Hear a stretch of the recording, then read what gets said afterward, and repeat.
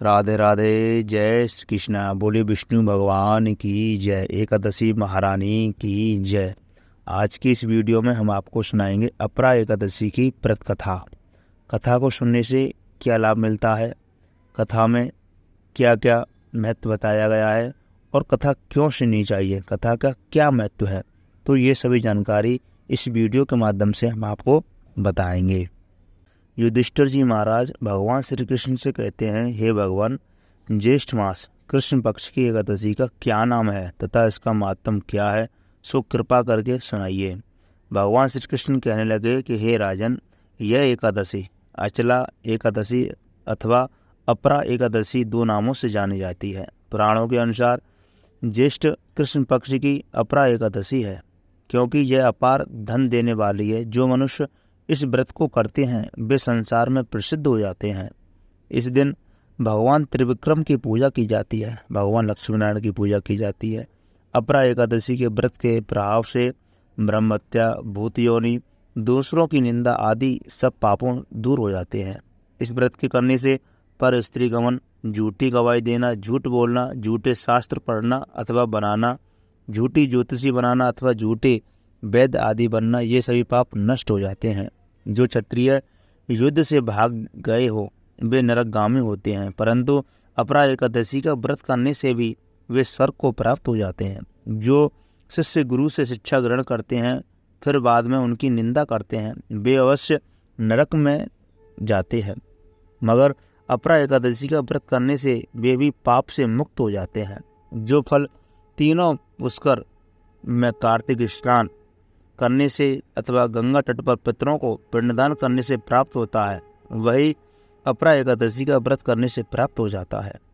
मकर के सूर्य में प्रयागराज के स्नान से, शिवरात्रि का व्रत करने से, सिंह राशि के बृहस्पति में गोमती नदी के स्नान करने से, कुंभ में केदारनाथ के दर्शन अथवा बद्रीनाथ के दर्शन, सूर्य ग्रहण में कुरुक्षेत्र के स्नान करने से, स्वर्णदान करने से अथवा अर्ध प्रसूता गोदान से जो फल मिलता है वही फल अपरा एकादशी के व्रत से सहज ही प्राप्त हो जाता है। यह व्रत पाप रूपी वृक्ष को काटने के लिए कुल्हाड़ी के रूप में है, काम रूपी ईंधन को जलाने के लिए अग्नि, पाप रूपी अहंकार को मिटाने के लिए सूर्य के समान, मृगों को मारने के लिए सिंह के समान है। अतः मनुष्य को पाप से डरते हुए इस व्रत को अवश्य करना चाहिए। अपरा एकादशी का व्रत अथवा भगवान का पूजन करने से मनुष्य सब पापों से छूटकर विष्णुलोक को प्राप्त हो जाता है। इसकी प्रचलित कथा के अनुसार प्राचीन काल में महिध्वज नाम का एक धर्मात्मा राजा हुआ करता था।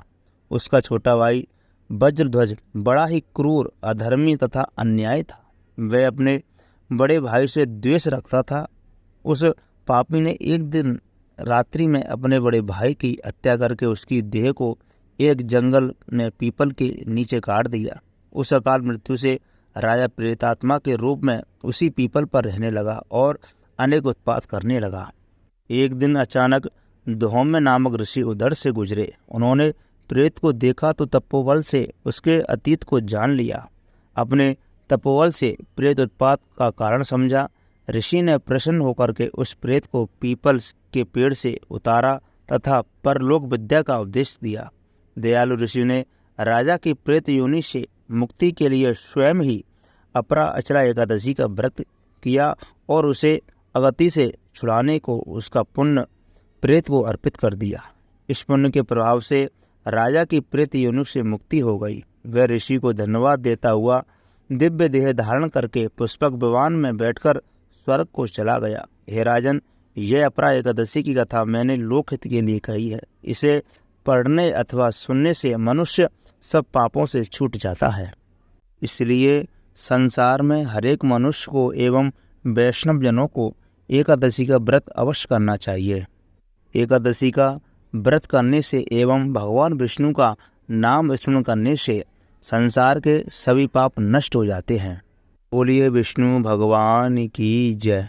इस वीडियो में इतना ही। अगर आपको यह कथा अच्छी लगी हो तो कृपा करके अपने मित्रों के साथ शेयर अवश्य करें और कमेंट बॉक्स में जय श्रीमन्नारायण अवश्य लिखें। राधे राधे।